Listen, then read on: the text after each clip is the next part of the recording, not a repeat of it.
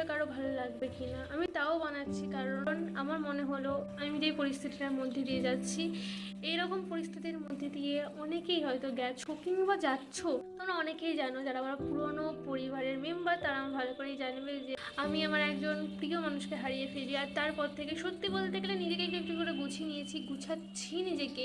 আমি তোমাদের জন্য প্রত্যেক দিন ভিডিও করার চেষ্টা করি, কিন্তু প্রতিদিন করা সম্ভব হয় না আমার। সত্যি বলতে এখন একটু ক্লান্ত হয়ে পড়ি। আসলে আমি যখন আগে কলেজ থেকে আসতাম তখন একজন বলতো, এক্ষুনি চলে এলিস, এক্ষুনি হয়ে গেল ক্লাস।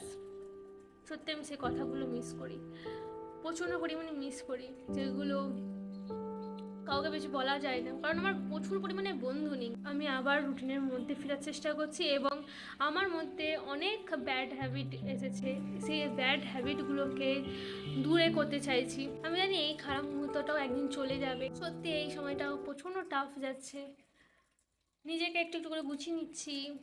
আর প্লিজ সাপোর্ট করো, সাথে থাকো।